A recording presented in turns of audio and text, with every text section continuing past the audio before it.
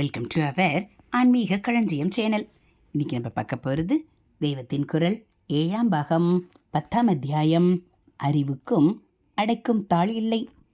அதில் கதை உருவாகிறது. ஏதாவது தடங்கள் வந்தால்தானே கதை கதையாக ரூபம் எடுக்கும். இப்போது கேசித்வஜரின் யஜ்ஞானுஷ்டானத்துக்கு அப்படியொரு தடங்கள் ஏற்பட்டது. ஹோமத்துக்கு பிரயோஜனமாகும் சீரத்தை கொடுத்து கொண்டிருந்த பசுவை ஒரு புலி அடித்து போட்டு விட்டது. கோவதை என்றாலே எந்த ஹிந்துவுக்கும் தன்னால் ஹிருதயம் துடித்து போகும். அதிலும் யஜ்ஞத்துக்கு உபகரித்து வந்த பசு இந்த கதிக்கு ஆளாயிற்று என்னும்போது கேசித்வஜர் பதறி போய்விட்டார். அப்போது அவர் படித்த வேதாந்தம் கை கொடுக்க வந்தது. நடந்தது நடந்து விட்டது. வருத்தப்பட்டு என்ன பிரயோஜனம் என்று தேற்றிக்கொண்டார். வருத்தத்தை இப்படி போக்கிக் கொள்ளலாம். ஆனால் யஜ்ஞத்துக்கு பால் தந்த பசு யஜ்ஞ மத்தியிலேயே போய்விட்டதென்றால் அது சாஸ்திரப்படி தோஷமாயிற்றே. அதை எப்படி போக்கிக் கொள்வது? சாஸ்திரங்களில் சொல்லியிருக்கும் தோஷங்களை நிவர்த்தி பண்ணவும் அந்த சாஸ்திரங்களிலேயே பிராயச்சித்தம் சொல்லி இருக்கும்.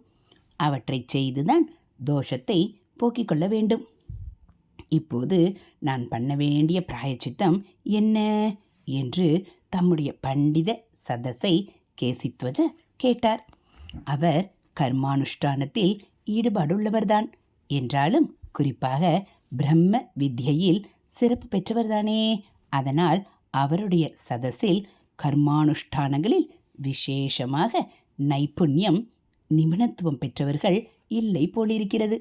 அவர்களில் எவருக்கும் தோஷ பரிகாரமாக பண்ண வேண்டிய பிராயச்சித்தம் என்னவென்று சொல்ல தெரியவில்லை. நம்முடைய பூர்வீகர்களுக்கு சத்திய பிரஜையும் வினயமும் ரொம்பவும் ஜாஸ்தி. அதனால் தங்களுக்கு தெரியாததை தெரியாது என்று ஒப்புக்கொண்டு யார் தெரிந்தவரோ அவரிடம் தயங்காமல் போய் தெரிந்து கொள்வார்கள். வேத உபனிஷத இதிகாச புராணங்களில் இப்படி அநேக எடுத்துக்காட்டுகள் பார்க்கலாம். இப்போது தங்களுக்கு தெரியாத பிராயச்சித்த சமாச்சாரம் கசேரு என்ற பிராமணோத்தமருக்கு தெரிந்திருக்கலாம் என்று நினைத்து அவரை கேட்டு பார்க்க சொன்னார்கள். ராஜா கேசித்வஜர் உடனே கசேருவிடம் போய் கேட்டார். அவருக்கும் பரிகாரம் தெரியவில்லை. நாமாக இருந்தால் ராஜாவே நாம் தான் தெரிந்தவர் என்று வந்து கேட்கிறார். எதையாவது சொல்லி வைப்போம் என்று நினைப்போம். கசேரு அப்படி பண்ணவில்லை. எனக்கு தெரியவில்லை, பார்கவரை கேடும் என்று சொல்லிவிட்டார். கேசித்வஜர் பார்கவரிடம் போனார். அவர் எனக்கும் தெரியவில்லை, சுனகருக்கு தெரிந்திருக்கும், அவரிடம் போம் என்றார். நாமானால் கோவிந்த நாமாவே சர்வ பிராயச்சித்தம் என்று 3 தரம் கோவிந்தா சொல்லிவிட்டு அதோடு விட்டிருப்போம். ஆனால் ஒரு ராஜாதிபதியாக இருக்கப்பட்ட கேசித்வஜர் ஒரு பசுவின் மரணத்துக்கு செய்ய வேண்டிய பிராயச்சித்தத்தில் பூரணமாக சின்சியராக இருந்து சுனகரிடம் போனார். ஹரஹர சங்கர ஜெய ஜெய சங்கர. அடுத்து பிராயச்சித்தம் பகவன் நாமாவும் வைதீக கர்மமும். ஆனால் கோவிந்த நாமா பிராயச்சித்தம் இல்லையா என்றால் பிராயச்சித்தம்தான். வேறு பிராயச்சித்தம் எதுவுமே நம்மால் முடியவில்லை என்று தீர்ந்து போய்விட்ட போதுதான் அந்த பெரிய பிராயச்சித்தத்துக்கு போக வேண்டும். ரொம்பவும் வீரியமான மருந்தை முதலிலேயே கொடுப்பார்களா? மருந்து, ஊசி, ஆப்ரேஷன் என்று ஒன்றுக்கு அப்புறம்தானே மற்றொன்றுக்கு போவார்கள். அம்மாதிரி சாஸ்திரத்தில் சொன்ன மற்ற பரிகாரங்கள் நம்மால் முடியவே இல்லை என்றாலோ அவற்றாலும் பயன் ஏற்பட்டதாக தெரியாவிட்டாலோ தான் மகா பெரிய உபாயமான நாமாவே கதி என்று சரணாகதி செய்ய வேண்டும். நாமோச்சாரணம் சுலபமாய் இருக்கிறது என்பதால் நாம் பிரத்தியார் விஷயமாக அதுவே நமக்கு பிராயச்சித்தம் என்று பண்ணுவது போல் நம் விஷயமாக பிரத்தியார் பண்ணினால் சும்மா இருப்போமா?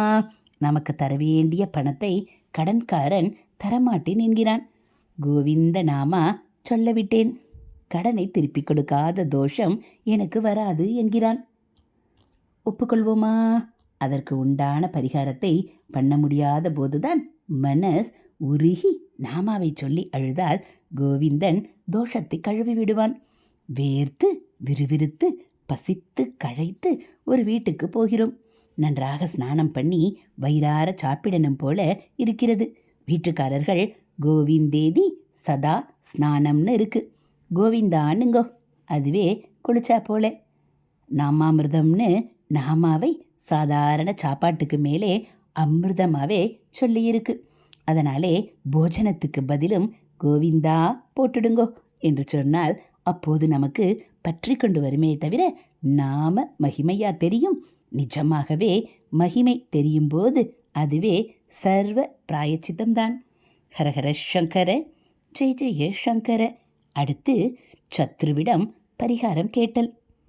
கேசித்வஜர் சுனகரிடம் போனார். அவர் பெரிய குண்டாக தூக்கி போட்டார். கசேரு, பார்கவர், நான், இன்னும் யாரெல்லாம் பெரியவர்கள் என்று நீ நினைத்து கொண்டிருக்கிறாயோ அந்த எவருக்குமே நீ கேட்கும் விஷயம் தெரியாது. தெரிந்தவர் ஒருத்தரே ஒருத்தர்தான். நீ ஜெயித்து காட்டுக்கு ஓடி இருக்கிறாயே, அந்த பரம சத்ருவான காண்டிக்கிய ஜனகர்தான் தர்ம சாஸ்திரம் பூராவும் கரைத்து குடித்திருக்கிறவராதலால் அவர் ஒருத்தருக்குத்தான் கர்மா சம்பந்தமாக ஒரு விஷயம் விடாமல் தெரியும். அதனால் அவருக்கே அந்த சமாச்சாரமும் நிச்சயம் தெரிந்திருக்கும் என்று சொல்லிவிட்டார். பரம சத்ருவிடம் போய் பரிகாரம் கேட்பதா? கேட்டால்தான் அவர் சொல்வாரா என்றுதான் வேறு எவராயிருந்தாலும் இந்த நிலையில் நினைத்திருப்பார்கள். தன்னாலான முயற்சி பண்ணியாய்விட்டது. எதுவும் பிரயோஜனப்படாததால் சர்வ பிராயச்சித்தமாக நாம ஜபம் பண்ண வேண்டியதுதான் என்று இருந்திருப்பார்கள். ஆனால் கேசித்வஜர் அப்படி செய்யவில்லை. பரம சத்ருவாகத்தான் இருக்கட்டும், எதுவாகத்தான் இருக்கட்டும், நமக்கு வேண்டிய விஷயம் தெரிந்த ஒருவர் இருக்கிறார். நம்முடைய தர்மாச்சரணையை நாம் மனப்பூர்வமாக பண்ணுகிறோம் என்றால் இதிலே தோஷ நிவர்த்திக்கு யாரிடம் உபாயம் இருந்தாலும் அவரை ஆச்சரித்து பிரார்த்தித்து அதை தெரிந்து கொள்ள பிரயத்தனப்படத்தான் வேண்டும். பிரயத்தனம் பலிக்காமல் அவர் சத்ரு பாவத்துடனேயே இருந்து உபாயம் சொல்லாவிட்டால் அது அவரை பொறுத்த சமாச்சாரம். அவர் பரிகாரம்தான் சொல்லுவாரோ, பரிகாசம்தான் செய்வாரோ. அவரிடம் போய் கேட்க வேண்டியது நம் கடமை என்று உடனேயே கேசித்வஜர் தீர்மானித்து விட்டார். அதனால் கனகரிடம், மகர்ஷே, நல்ல தகவல் கொடுத்தீர்கள், ரொம்பவும் நமஸ்காரம். விஷயம் கேட்டுக்கொள்வதற்காக காண்டிக்கியனை தேடி இப்போதே காட்டுக்கு போகிறேன். பரிவாரங்களோடு போனால் அங்கேயும் சிறைப்பிடித்து வதைக்க வந்துவிட்டேன் என்று நினைத்து அவன் ஓடி ஒளிந்து கொண்டு விடலாம். அதனால் நான் மட்டும் தனியாளானாக போகிறேன். தனியாய் நான் போவதால் என்னை அவன் கொன்று போட்டாலும் பரவாயில்லை. ஒரு யாகத்தின் பொருட்டு போய் உயிரை பலி கொடுத்தாலும் அப்போது அந்த யாகத்தை பூர்த்தி செய்த பலனே கிடைத்துவிடும். இப்போது பாதி யாகத்தில் பசு போய் அபூர்த்தியாய் நிற்கும் யாகத்தை இப்படி உயிரை கொடுத்துத்தான் நான் பூர்த்தி பண்ணினதாய் இருக்கட்டும். அல்லது அவன் பிராயச்சித்த கர்மாவை சொல்லிக் கொடுத்தால் ரொம்ப நல்லது. அதை பண்ணி அப்புறம் யஜ்ஞத்தை பூர்த்தி செய்து விடுகிறேன் என்று சொல்லிவிட்டு கேசித்வஜர் அங்கே இருந்தே நேரே தான் மட்டும் ரதத்தில் ஏறிக்கொண்டு காட்டுக்கு போனார். உயிரே போனாலும் போகட்டும் என்று ராஜாவாக இருக்கப்பட்ட ஒருவர் கர்மானுஷ்டானத்தில் இருந்த ஸ்ரத்தையினால் தனியாளாக காட்டுக்கு சத்ரு இருக்கும் இடத்துக்கு போனார். இதிலே இன்னொரு விசேஷம். ஒரு விஷயத்தில் அறிவு பெறுவதற்காக சத்ருவிடமும் போய் விஞ்ஞாபனம் செய்து கொள்கிற வினய மனப்பான்மை. ஏதோ ஒரு விஷயத்தில் நமக்கு அறிவு பெறணும் என்று இருந்தால் கூட அதை போதிக்கக்கூடியவர் யார் என்பதையும் கவனித்து கிரகிக்க தோன்றும். நமக்கு பிடிக்காத ஒருவருக்கோ தாழ்ந்த நிலையில் இருக்கிற ஒருவருக்கோ தான் அந்த விஷய ஞானம் இருக்கிறது என்றால் போயும் போயும் இவனிடமா கேட்டுக்கொள்வது என்று விட்டுவிடுவோம். அப்படி கூடாதென்றுதான் திருவள்ளுவர் எப்பொருள் யார் யார் வாய் கேட்பினும் என்று சொன்னார். அந்த உசந்த மனோபாவத்தை கேசித்வஜர் கதையில் பார்க்கிறோம். யாகத்தை பாதியில் நிறுத்தித்தான் இப்படி கேசித்வஜர் பேர் பேராக அலைந்தது. யாகம் என்றால் அது முடிந்து அவப்பிரத ஸ்நானம் என்பதை பண்ணும் வரையில் யாகத்தை செய்பவனான எஜமானன் தீட்சையுடனே தான் இருக்க வேண்டும். அதாவது சவரம் பண்ணிக்கொள்ளக்கூடாது. கிருஷ்ணாஜினம் என்று கருப்பு மான்தோல் உடுத்திக்கொள்ள வேண்டும். இன்னும் அநேக நியமங்கள். அரித்தால் கூட கையால் சொரிந்து கொள்ளாமல் மான் கொம்பால் தான் சொரிந்து கொள்ள வேண்டும் என்கிற மாதிரி. அந்தபடி இப்போது தாடியும் மீசையும் மான் தோளுமாகத்தான் கேசித்வஜ இருந்தார். இந்த கோலத்திலேயே தான் அவர் காட்டுக்கு போனது. காட்டிலே காண்டிக்கியரும் அவரது சின்ன பரிவாரமும் இருக்கும் இடத்தை கேசித்வஜர் கண்டுபிடித்து விட்டார். உடனே பரமசத்ருவின் இருப்பிடத்துக்கு கொஞ்சம் கூட மனஸ் கலங்காமல் தேரை செலுத்தினார். காட்டுக்கு வந்த பரதனை தூரத்தில் இருந்து பார்த்ததும் லக்ஷ்மணனுக்கு எப்படி கோபம் வந்ததோ அப்படியேதான் இப்போது காண்டிக்கியருக்கும் கேசித்வஜரை பார்த்ததும் வந்தது. பரதன் பரிவாரத்தோடு வந்தது போலில்லாமல் இவர் தனியாக வந்தும் அவருக்கு ஏன் கோபம் வந்ததென்றால், ஏகாங்கியாக அவர் வருவதே ஒரு சூழ்ச்சிதான் என்ற சந்தேகம் ஏற்பட்டதாலேயே கோபம் வந்தது. அடே கேசித்வஜா, யக்ஞ தீட்சை வேஷத்தில் கிருஷ்ணாஜினம் போட்டுக்கொண்டு நீ வந்தால் நான் உன்னை கிட்டே சேர்த்து கொண்டு விடுவேன். அப்புறம் சமயம் பார்த்து என்னை தீர்த்து கட்டிவிடலாம் என்றுதான் நீ இப்படி வந்திருக்கிறாய் என்று புரிந்து கொண்டு விட்டேனடா. உன்னை முந்திக் கொண்டு நான் இதோ அம்பு போட்டு உன்னை தொலைத்து விடுகிறேன் பார். மான் தோல் பொருத்தியவனை கொல்லக்கூடாது என்று தந்திரம் பண்ணினாயானால் அது பலிக்காது. இந்த தோலை பொருத்தி கொண்டு உயிரோடு ஓடுகிற மானையே அடிக்க நமக்கு ராஜதர்மம் இடம் கொடுப்பதால் வேஷதாரியான உன்னையும் அந்த விதிப்படி வேட்டையாடுவேன் என்று காண்டிக்கியர் கனக்கோபமாக நாணேற்ற ஆரம்பித்தார். அப்பா காண்டிக்கியா, அவசரப்படாதே. நான் சத்தியமாய் உன்னை கொலை பண்ண வரவில்லை. உனக்கு மட்டுமே தெரிந்ததான ஒரு தர்ம சாஸ்திர சமாச்சாரம் கேட்டுக்கொண்டு போகத்தான் வந்திருக்கிறேன். நிராயுத பாணியாய் வந்திருக்கிறேன். அறிவு பிக்ஷை போட்டு உபகாரம் பண்ணப்பா. யஜ்ஞ பூர்த்திக்கு அவசியமான விஷயம் கேட்டு போக வந்தேன். அந்த விஷயம் தெரியாமலே போகுமானால் அபூர்ணமாக யஜ்ஞத்தை விடுவதை விட என் உயிரையே விடவும் தயாராய் இருக்கிறேன். ஆகையால் நீ ஒன்று கோபத்தை விடு அல்லது பானத்தை விடு, இரண்டையும் வரவேற்கிறேன் என்று கேசித்வஜர் ரொம்பவும் உணர்ச்சியோடு கேட்டுக்கொண்டார். தமக்கு தெரிந்த ஒரு விஷயத்தை அறிந்து போகவே அவர் வந்திருப்பதாக சொன்ன மாத்திரத்தில் காண்டிக்கியரின் சந்தேகமும் கோபமும் இருந்த இடம் தெரியாமல் ஓடி போய்விட்டன. ஹரஹர சங்கர, ஜெய ஜெய சங்கர. அடுத்து இந்திய பண்பாடு.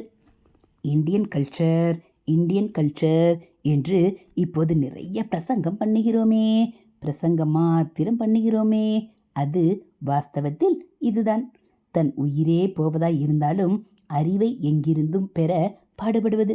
அதே மாதிரி தன் உயிரையே எடுக்கக்கூடியவனாய் இருந்தாலும் அவன் சாஸ்திரப்படி தகுதி பெற்றவனாய் இருந்தால் தனக்கு தெரிந்த அறிவை அவனுக்கும் கொடுப்பது.